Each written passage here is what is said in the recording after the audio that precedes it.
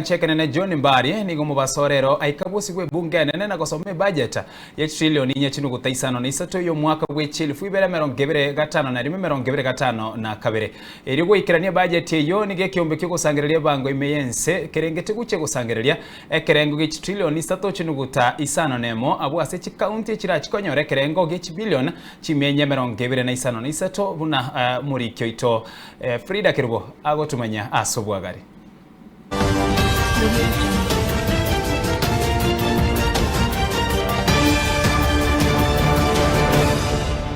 Nasa magacho ye bunge nene OMOWASIRI w'ekiganja kya serikali John MBADI airalibaga na kumanya Bakenya igoro ye budget y'omwaka bw'ekiri 2025 noyomo n'omwaka bw'ekiri 2025 Total expenditure in the financial year 2026-27 budget is projected at 4,820.4 billion, equivalent to 23.2% of GDP.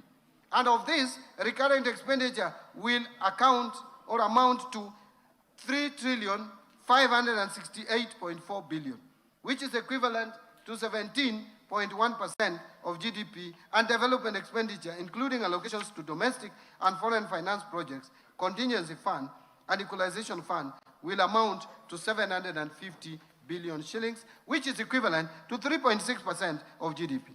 Nonyanabo nigo MBADI araba Kenya asoko inyoranya gusira Raila Odinga ruete asokurwanirira Abakenya asebamwa esiko na gukira asetageka eyemo. This is the first budget since the passing of the late Right Honorable His Excellency Raila Odinga, who is fondly remembered as a patriot and national hero, and who steadfastly championed economic justice, democracy, and equal opportunity for all Kenyans.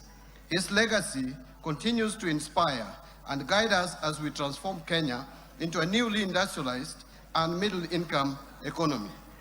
In honor of his immense contribution to our country, I would politely request and invite members of this esteemed house to observe a moment of silence, which will take 1 minute. Members be upstanding, guests in the galleries be upstanding.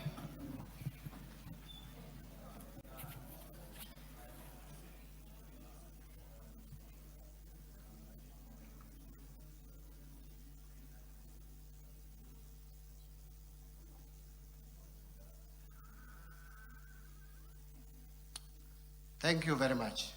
Nigo MBADI aerera enjira abarachigosangiriria enengo erigwikirania budget y'omwaka oyiga. Projections reflect a careful balance between ambition and realism, ensuring that we live within our means while investing in our future. Based on the outlined policy measures, total revenue collection, including appropriation in aid for the financial year 2026-27, is projected to be 3,630.5 billion, which is equivalent to 17.4% of our GDP. Of this, ordinary revenue is projected at 2,985.7 billion, equivalent to 14.3% of the gross domestic product.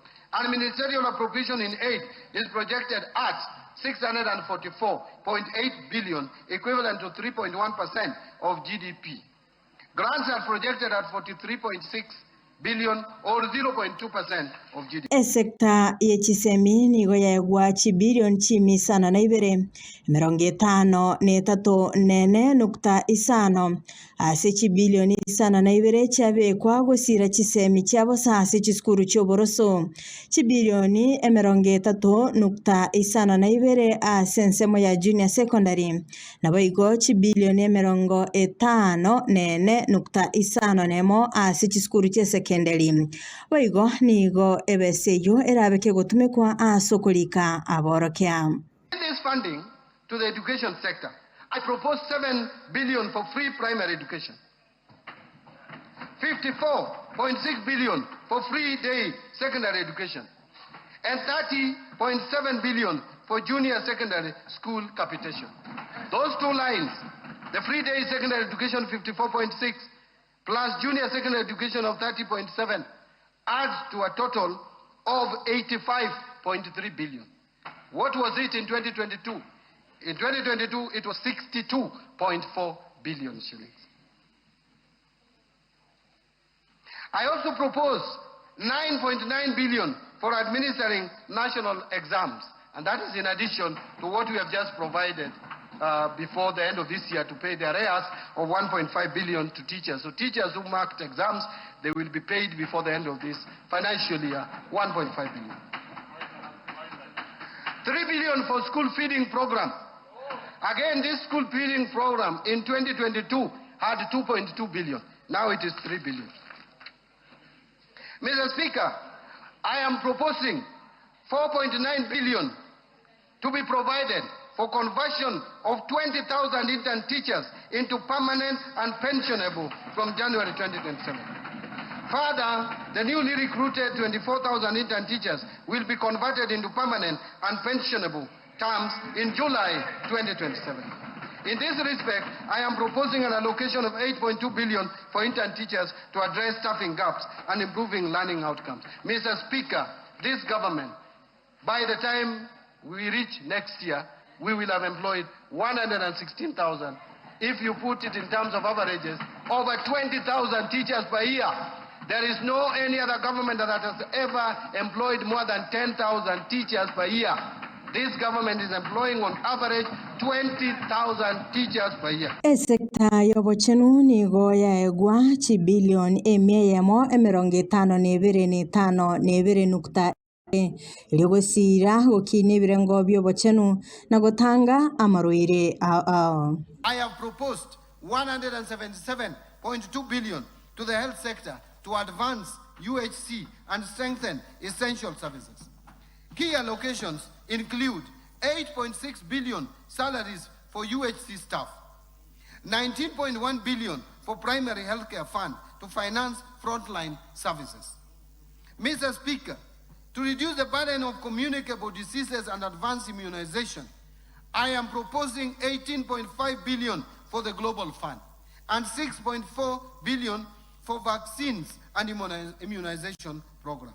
This investment will protect children and communities and reduce health-related economic shocks. Mr. Speaker, tackling cancer and other chronic illnesses requires focused investment.